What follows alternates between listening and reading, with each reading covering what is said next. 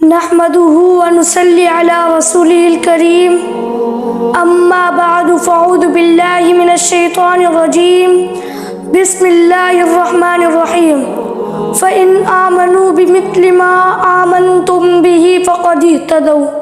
صدق الله العظيم وقال النبي صلى الله عليه وسلم إن الله اختار لي واختار لي أصحابي او کما قال علیہ الصلوۃ والسلام۔ زبان پر مومنوں کے جب بھی ذکر تاجدار آئے تو اس کے بعد لازم ہے کہ ذکر چار یار آئے۔ ابو بکر، عمر، عثمان و حیدر باغبان جب ہو پھر کیوں نہ کرنا باغ مصطفیٰ میں بہار آئے۔ میرے واجب الاحترام، قابل صد احترام اور میرے عزیز ساتھیوں، بزرگوں اور دوستوں، السلام علیکم ورحمۃ اللہ وبرکاتہ۔ عزیزانہ مکرم، آج جس عنوان میں آپ حضرات کے سامنے لب کشائی کرنے کی سعادت حاصل کر رہا ہوں وہ ہے دفاع صحابہ کیوں ضروری ہے۔ سامعین مکرم، صحابہ کرام کی ذات، اہمیت، عزت، عظمت اور منقبت تعریف کہاں ہے اور کس کس نے بیان کی ہے، ہر ایک تفصیلی عنوان ہے، لیکن چونکہ عنوان کا پہلا لفظ ہے دفاع، اور دفاع کیوں ہوتا ہے، دفاع کب ہوتا ہے،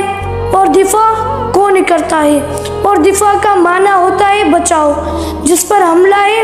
اسے بچاؤ، اور دفاع ہمیشہ مجبوری کے وقت میں ہوتا ہے۔ سامعین گرامی، میں تھوڑی اور گہرائی میں جانا چاہتا ہوں کہ دفاع تو فرض ہے کہ آپ کا گھر ہے، گھر کی چار دیواری ہے۔ کوئی پوچھتا ہے کہ یہ جناب چار دیواری کیوں لگائی ہے، تو آپ جواب دیتے ہیں کہ میں اپنے گھر کے تحفظ کے لیے، سامان کے تحفظ کے لیے، پردے کے تحفظ کے لیے، دیگر چیزوں کے دفاع کے لیے چار دیواری لگائی ہے۔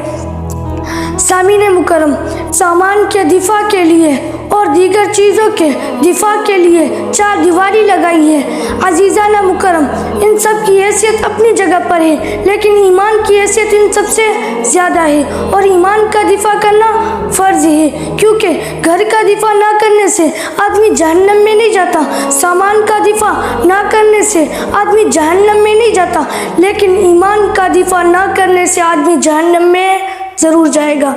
اس لیے ایمان کا دفاع کرنا فرض ہے۔ اگر ایمان نہیں بچا تو کچھ بھی نہیں بچے گا۔ اپنی آخرت بچانے کے لیے ایمان کو بچانا پڑے گا، اور ایمان کو بچانے کے لیے دفاع صحابہ کرنا پڑے گا، کیونکہ صحابہ ہمارا ایمان ہے، صحابہ ہمارا مذہب ہے، صحابہ ہمارا عقیدہ ہے، صحابہ ہماری شریعت ہے، صحابہ قرآن کی تلاوت ہے، صحابہ اللہ کے مقدس افراد ہیں، صحابہ پیغمبر کے یار ہیں، صحابہ نبی کے وفادار ہیں، اور سب سے پہلے جنہوں نے کلمہ پڑھا وہ صحابہ ہیں، جنہوں نے سب سے پہلے حدیث پڑھی وہ صحابہ ہیں، پیغمبر سے شریعت سیکھنے والے صحابہ ہیں، جنہوں نے سب سے پہلے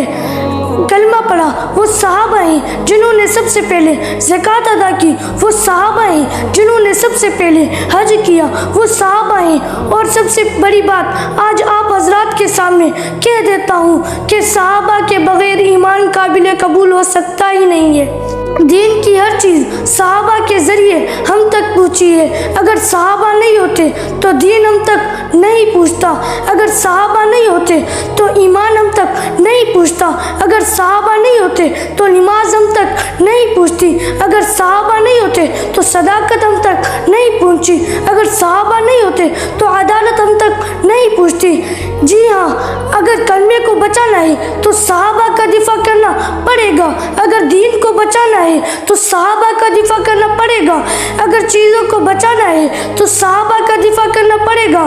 اگر شریعت کو بچانا ہے تو صحابہ کا دفاع کرنا پڑے گا، اگر زکوٰۃ کو بچانا ہے تو صحابہ کا دفاع کرنا پڑے گا، اگر نماز کو بچانا ہے تو صحابہ کا دفاع کرنا پڑے گا، اگر حج کو بچانا ہے تو صحابہ کا دفاع کرنا پڑے گا۔ اس لیے تو شاعر نے کیا خوب کہا، لے شوق سے نام صحابہ کا، کر چرچا عام صحابہ کا، گر طلب ہے تجھ کو جنت کی تو پلہ تھام صحابہ کا۔